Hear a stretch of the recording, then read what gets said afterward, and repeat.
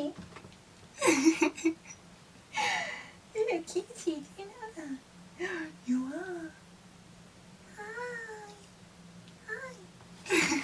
Hey everyone, it's Haze, joined by Lila here today for the Miraculous Monday meme review, where my friend Hedge finds me the very best memes from across the internet and I react to them. I don't know why Leia's sat here, she's never usually on camera. She's usually Mr. Luke who you see, but this is baby Leia. Hi! You're being a good girl. She's been sat next to me whilst I've been filming. Anyway, meme review time. First one, is this the first one? First one of the year? Yeah, first one of the year. I don't know what day it is. First meme! So let's go. Meme 1. Speculating. I helped and protected you when Chloe was bullying you at the cost of myself getting suspended. I don't know. Marinette. Yeah, I know, but I'm not going to give you a Miraculous. A bit harsh.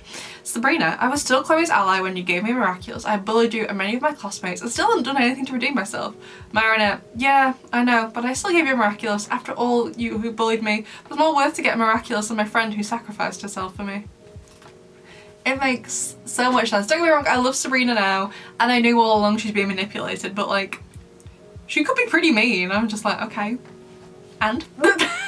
She shouldn't have got it. Doesn't matter how good her outfit is now.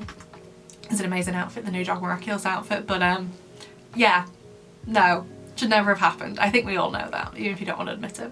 Agree. Next meme. Oh god. Oh, it's from Oni-chan? Yeah. Lila. Oh my god, this horn is getting longer every time I lie. But thank god Ladybug deakumatized the villain, so I'm fine now. Cat Noir. Then Cat Noir. You're very lucky, Lila. Why? Because I'm pretty and smart? No, because if Ladybug hadn't deakumatized the villain, your horn would be as long as the Eiffel Tower. Exactly. Honestly, I'm actually, I think of the day of filming this, community post goes up today, but I want to do a video talking about why Alia is apparently a bad friend. I see it talked about a lot on Miraculous Ladybug Twitter, and yes, I know Twitter is a cesspit, a hellhole, whatever, but I want to discuss because obviously people are interested in it. I don't believe she is. The only reason I can think of is because she believed Lila's lies, obviously starting in Volpina. It's not in every episode because Lila is like, other than Heroes Day, she's missing from season 2, you know what I mean? And she's like a proper reappearance with the class isn't until Chameleon. She's like missing for like 3 months from class. So I want to do a video about it because honestly that's the only thing I could think of as you class Alia as a bad friend. But I'm also like, was it bad? Yeah. But like, have I been perfect in all the friendships I've been in? No. Will any of you lot have been perfect in your friendships? Also no. So like, yeah. Anyway, next meme. Miraculous fans when they started watching the show. That Aang? No, it's not Aang, it's from... My first thought went to Aang from Avatar: The Last Airbender. No, it's not. It's from the flashback bit we get in Feast. Why am I stupid? Okay.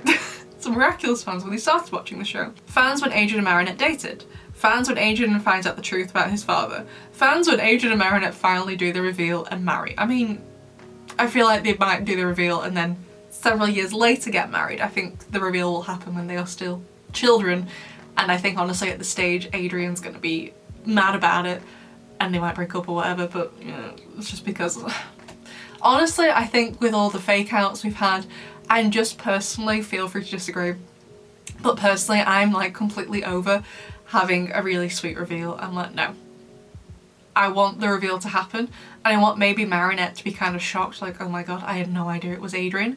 And then I want Adrian, once he finds out it's his girlfriend, to go absolutely ballistic. I do not want this to be like, oh my god, it's you. I don't want that anymore. That's what I wanted like 7 years ago. I'm 29 now, I'm gonna be 30 this year, okay? I am over a nice reveal. We had a nice reveal in the movie, we've had nice reveals in the show, then they time travel back or whatever happened to erase it. Okay, we've done it enough times. No, the real one, I want it to be harrowing. Or as harrowing as we could possibly get for a show to 8 to 10 year olds, okay? But anyway, back to the actual meme, talking about how long it's taken. Yes. The only reason I'm assuming, and again this is an assumption because I'm not in the writer's room, I don't know their actual thoughts, what their actual discussions have been on this, but the reason I feel like they have chosen to take this long is because it is one of the drivers of why people watch the show. Not the only reason, okay, we all watch it for different reasons. For me, my top reason was always the romance, which is why I kind of didn't enjoy season 5, because like after transmission, the romance wasn't very well written. So I was like, it was just really sickly to watch. It was the whole reason why I never liked Ladrian, because they were in love with each other in that ship, but they were just like, oh my god, you're so perfect. No, you're so perfect. And it was just really annoying to watch. So I was always glad we didn't get it that very often. And once they got together in season 5, it was basically the same. And I hated it, but the dynamic is much better this season, so they've obviously done some work on it. So I'm enjoying that aspect of the show again. And obviously a lot of people are waiting for a while for Gaby Baby to unmask, and now they'll be waiting for Lila to be unmasked. And a big draw of the show is for people waiting for this. And often sometimes when you have a stake as big as that, as you're waiting for something to happen, like you know it will happen but you don't know when, you hope it will one day but you're not sure when it will, is that often when it does, a lot of people, in terms of viewers, not everyone, but a lot of people, as soon as that thing happens, they're done. They don't want anything else. Like, oh okay, they build up all that anticipation, they do the reveal, deflated, we're out. So I would think that it happens with other shows as well, when stuff like that happens, when you get a couple who you kind of like, oh, will they get together, won't they get together, and they go back and forth for ages, and then like finally in, I don't know, season 7 they do get together. Everyone's like, oh, that was cute. Well, they're together now though. That's all I was watching it for, just waiting for them. I don't care. Bye. So that's the only reason I can think of. However, how it might be different in a children's show, I'm not sure. However, the writers and producers do know, they are aware that this TV show, even though it's for 8 to 10 year olds, does have a huge audience who are adults, 18 plus, right? So then they usually behave quite differently to the children audience. So I think children might still watch, unsure about, you know, everyone else. So for me though, I really want to see what a post-reveal dynamic is going to be like between the two of them. So I would really hope, because if they're aware of that, they're not going to do the reveal as the last episode. I would love to see, even if it's just like 5 episodes, a post-reveal dynamic between the two of them, because it will change. Things have to change. Their relationship cannot possibly stay the same knowing the other person's identity. It can't stay the same. It has to be different. So I would be really interested to see that, but I'm assuming that's the reason they've waited so long. Next meme. Lila, I'm going to make the whole world against you. And then we have, oh okay, so this is from Revelation. Another day, another moment to akumatize that stupid Lila. Then we have Ladybug with the Uno reverse. Let's see who Ladybug is. What? Ladybug equals Gabriel regrets. My plan failed. Get trolled, idiot. That was a fun plan. That's the only bit I really enjoyed of the London special. It was so... ignoring the incorrect geography of the London special aside, and ignoring the fact that the title was incorrect, because almost 0 time was spent in London, and when they were in London, it was spent in these white cells. But okay, whatever. It was just so depressing. I was just like, no. So boring. It dragged so much because the tone was just so, ugh. No. That was the best bit, when it was a Ladybug was Gabriel Agreste. Excellent Marinette. That was it though. Nothing else was good about this. Next meme. Marinette, I have suffered the most in the show. Adrian, no it's me because I'm always left in the dark. Amateurs. What was that, punk? Amateurs. Oh no. Oh, then we have Hedge saying Eiffel Tower. I mean, I feel for the Eiffel Tower, but the Eiffel Tower, as far as I'm aware, doesn't have, you know, thoughts and feelings. But poor Nerd was like, how long is he still paralysed? Do you like, they can do that thing where the holder can like paralyze them, and like they can still use their powers and stuff, but they can't talk, they can't move. I think, oh no, well, did Gabriel paralyze him, or am I thinking about the time where he made Nuru like be quiet and like his mouth vanished? I'm not sure if I'm remembering that or remembering paralysis. I can't remember, but like he's been paralyzed a long time with Lila. I think, did she do it in the, she did it in the London special, right? I think she maybe, if I'm remembering correctly, unparalysed him once briefly this season and then went straight back. So yeah, I do feel terrible for Nuru. That's another reason I would like some post content basically, to see how the dynamics have changed, if they're still going to be superheroes, is Marinette still going to be the Guardian, is she going to give up the box, is she going to lose her memory, what's going to happen then? I have so many questions basically for the aftermath of everything, like when they defeat Lila, when they get the Butterfly Miraculous bag, if that is from Lila or from someone else, you know? I have loads of questions of things I want to see after. I won't just be happy, honestly, with just having identity reveal and having them defeat the Butterfly Miraculous user and get the Miraculous back. I have loads of questions for after of things I personally want to see what things are going to be like. I think that's why I like fanfiction so much, because, okay, there's this like rule in writing where it means, especially when you're writing something like a book, you start as late as possible and you finish as early as possible. And that doesn't mean start writing at like 11 p.m. It means start as late into the story as you possibly can. Start at the inciting incident. Don't start like, okay, let's say you have a character's day and let's say it's Marinette and she's going to school, and the inciting incident that kicks the day off starts at lunchtime. It starts at the start of the lunch break. However, you start the story with Marinette getting ready for the day before she's even at school, she's still at home. No, start it as late as possible into the story, so maybe start it 5 minutes before that inciting incident happens on the lunch break. And then again, same with end as early as possible. You could go on for hours and hours and hours looking at what the characters are like, what they've been through, what they're doing now, like they did at the end of Stranger Things for what felt like a lifetime. You could do it. But the idea is like, no, once you're done, the story's over. Might be nice to have a little look, especially when you have a series like that that's been running for a long time, to see, you know, what things are like now, what's going to happen next, or what happened in between or whatever. But like, largely, it's like, no, the story's over, get out of there. A bit like Harry Potter, basically. They finish the battle, the surviving people have a bit of a chat, and then it just goes to 19 years later, platform 9 3/4. And that's it. There's a little bit because I think, as much as I dislike J.K. Rowling, but at the time, obviously I didn't know what I knew about her when the book released when I was reading them. But I was like, you know, I've grown up with these characters, I want to see, you know, what happens next to them, what has happened between the battle and these 19 years later, you know, I would really like to know. But then it just ended, and that was great.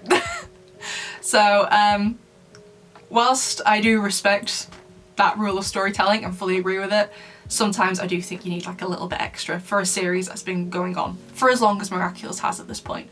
I think they should do a tiny little bit extra so we find out what happens next.